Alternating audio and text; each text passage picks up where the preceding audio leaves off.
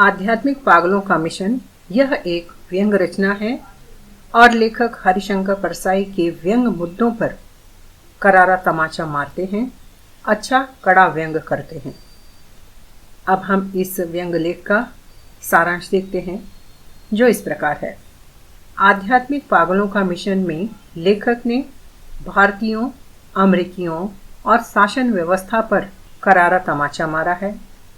पुराने समय से हमने देखा है कि अमेरिका, जो विकसित देशों की श्रृंखला में खड़ा है, विश्व गुरु बना है। सारे ज्ञान और युक्तियां उसने भारत के शास्त्रों और उपनिषदों से लिया और अपना सिद्ध कर लिया। भारतीय भी उनके तलवे चाटने में पीछे नहीं रहे हैं। इस तरह अमेरिका की हर पीढ़ी अब बेकार हो चुकी है। अमेरिका ने काम शास्त्र पढ़ लिया, साधु संतों की कड़ी तपस्या देख ली, भारतीय कोबरे का जहर भी देख लिया और गिर वन के शक्तिशाली सिंह की ताकत भी देख ली है। भारत की प्राचीन शिल्पकला की मूर्तियां दिल्ली के जनपद से ले गए। भारतीय अध्यात्म को समझने और जीवन में उतारने का प्रयास भी कर लिया। वहां के जवान अब पथभ्रष्ट हो गए और गंजेड़ी और चरसी हो गए हैं। इतना सब भारत से लेकर भी हासिल कुछ नहीं हुआ, लेकिन बदले में भारत को गेहूं दे रहा है। यहाँ पर लेखक ने अमेरिका पर व्यंग जड़ा है कि इतना कुछ भारत से लेकर भी कुछ हासिल नहीं किया और भारत जो कृषि प्रधान देश है, वह आध्यात्म के बदले अमेरिका से गेहूं ले रहा है। इस प्रकार लेखक ने अमेरिका और भारतीय व्यवस्था दोनों पर व्यंग साधा है।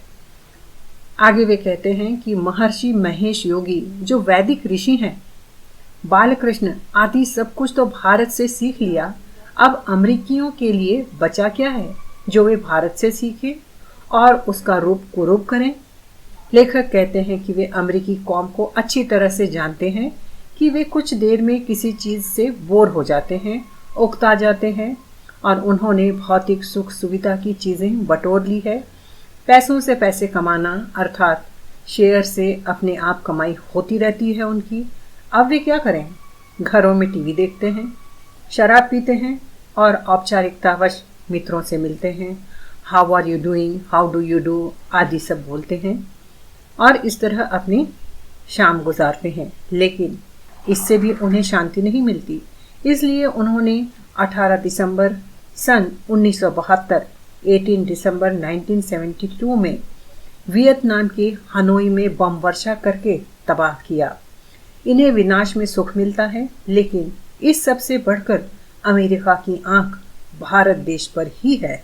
लेखक कहते हैं कि मुझे केवल अमेरिकियों की ही नहीं, भारतीयों की भी चिंता होती है, जो अपना देश छोड़कर डॉलर कमाने की लालच करते हैं, जो केवल धन कमाना चाहते हैं। सब कुछ तो नकल कर चुके हैं। अब इन्हें लेखक सुझाव देते हैं कि डिवाइन लूनेटिक मिशन अर्थात आध्यात्मिक पागलों का मिशन ले जाएं। यह अभी तक नहीं गया होगा। बड़ा ही नया और अनोखा मिशन है उनके लिए, क्योंकि वे तो नई खोज के लिए जाने जाते हैं ना। लेखक को विश्वास है कि अमेरिकी कहेंगे कि हाँ, हमने उस आध्यात्मिक पागल को देखा है, उसका नाम है कृष्ण मेनन। तो छात्रों, यहाँ कृष्ण मेनन कौन है यह जानेंगे कि कृष्ण मेनन एंटी कॉलोनियलिज्म और न्यूट्रलिज्म अर्थात उपनिवेशवाद और तटस्थता के उपासक थे। इनका जन्म सन 1897 में हुआ था। वे फिलासफर, सामाजिक आलोचक और गणित के तर्क विशेषज्ञ थे और ऐसा भारतीय व्यक्ति अमेरिकियों के लिए आध्यात्मिक पागल होगा, क्योंकि वे भारत को सम्मान की दृष्टि से नहीं देखते। जिस प्रकार सम्मान की तस्करी होती है, वैसे ही आध्यात्म की तस्करी भी होती है। लोग दाढ़ी बढ़ाकर चेले के साथ चले और दोनों एक दूसरे की तारीफ करते रहें, तो हरदम शंका में रहने वाली अमेरिका की जनता उनसे सवाल पूछेगी। चेले से सवाल पूछेगी कि तुम्हारे गुरु की उम्र क्या है? तो वह कहता है, मेरे गुरु की उम्र मुझे पता नहीं, लेकिन मैं तो उनके साथ 500 साल से हूँ। और गुरु कहता है कि मेरी उम्र 1000 साल है। इस प्रकार वे हमेशा भ्रम में रहने वाले अमेरिकी उन पर विश्वास कर लेंगे। आगे लेखक व्यंग करते हुए कहते हैं कि हरे राम हरे कृष्ण का जाप करते करते बरसों हो गए हैं, लेकिन गलत काम नहीं छोड़ते। सरकारी दुकान से शक्कर न खरीदकर ब्लैक से ही शक्कर खरीदते हैं। अर्थात अध्यात्म की नकल करने वालों की हालत यही है, चाहे वह भारत हो या अमेरिका।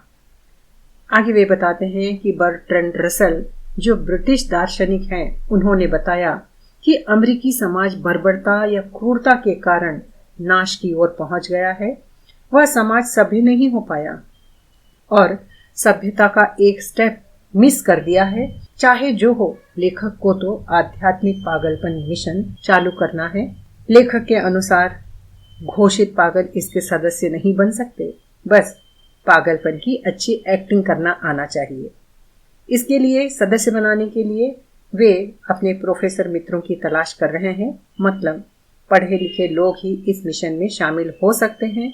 और तो और अमेरिका ही हमारी एजेंसी का प्रचार करेगा कि हाँ, हमने सच्चे भारतीय आध्यात्मिक पागलों को देखा है।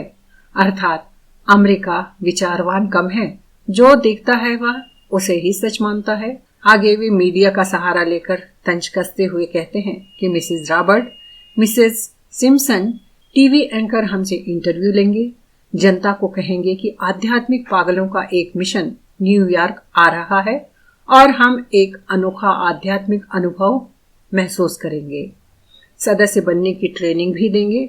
$50 फीस होगी उसकी और अमेरिकी हजारों डॉलर खर्च करके मिशन का दर्शन करने आएंगे। हमारा धंधा खूब चलेगा। लेखक मिशन के अध्यक्ष होंगे और भाषण देंगे कि हमारे ऋषियों ने कहा था कि आंतरिक शांति और मुक्ति पागलपन से आती है और वे अमेरिकी इसे आंख बंद करके मान लेंगे।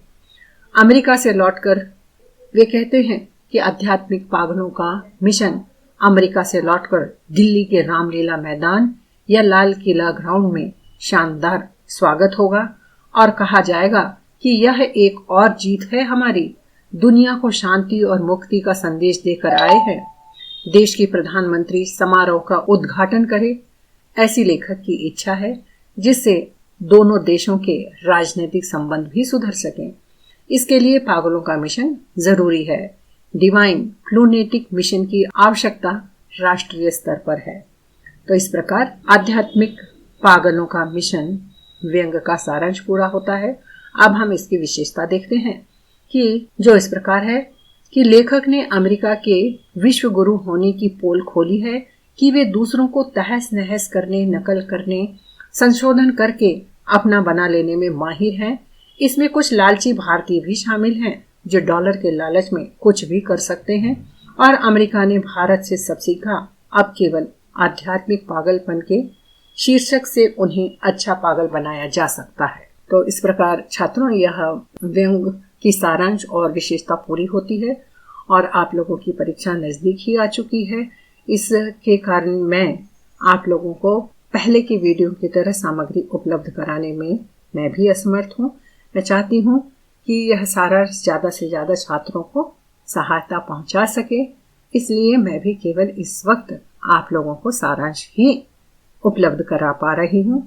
आशा है आपको यह कुछ मदद कर सकेगा और परीक्षा के लिए आप सभी को हार्दिक शुभकामनाएं।